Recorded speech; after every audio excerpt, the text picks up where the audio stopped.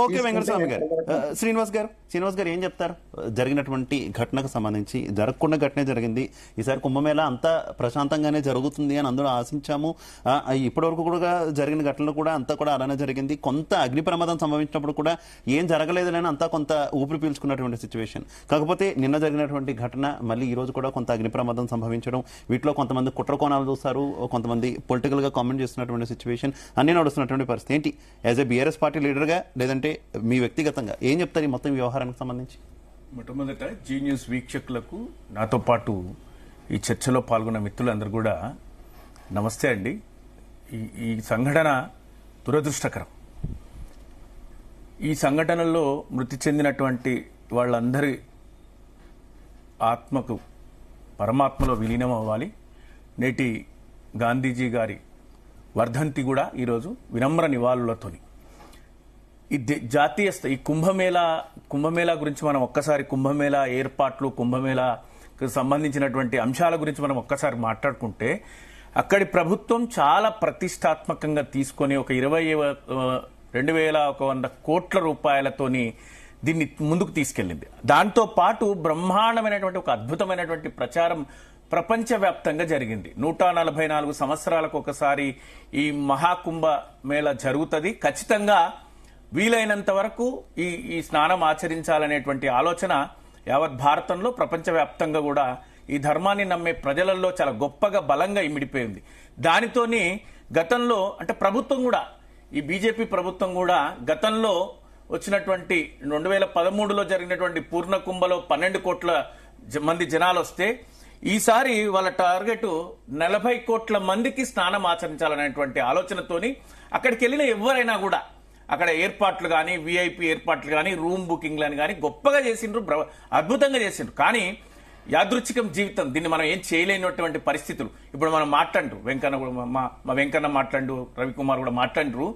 ఈ సంఘటన, ఇట్లాంటి దురదృష్టకరమైనటువంటి సంఘటనలు ప్రభుత్వ శక్తికి మించినటువంటి సందర్భాలలో ప్రజలు అక్కడికి చేరుకున్నప్పుడు, తమ అంచనాలకు మించి ప్రజలు వచ్చినప్పుడు కానీ, లేకపోతే ప్రకృతి వైపరీత్యం, ప్రకృతి కూడా సహకరించినటువంటి సందర్భాలలో ఇట్లాంటివి జరుగుతుంటాయి.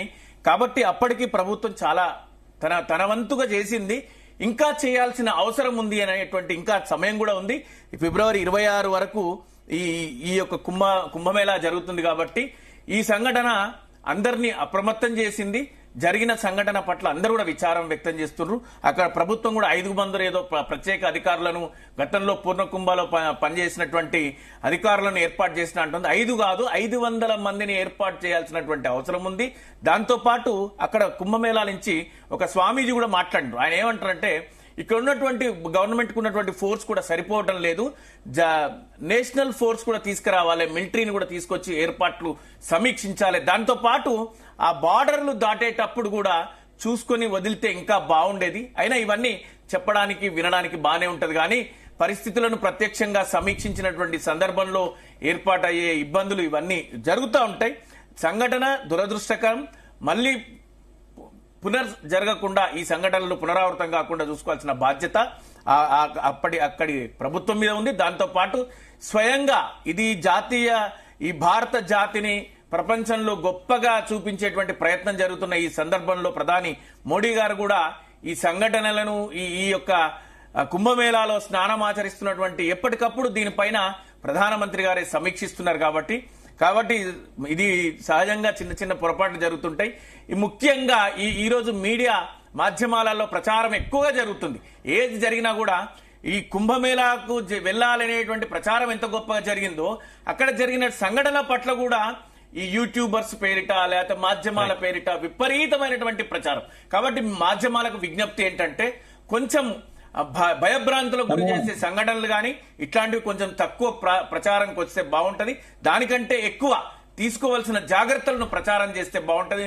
మీ రేటింగ్స్ ప్రధానం కాదు, మనుషుల ప్రాణాలు ప్రధానం. కాబట్టి మిత్రులారా, ఈ ఛానళ్ల వాళ్ళకు విజ్ఞప్తి, ప్రభుత్వం తీసుకున్నటువంటి చర్యలు, అక్కడ ప్రభుత్వం కూడా చాలా బలమైనటువంటి ప్రభుత్వమే ఉంది.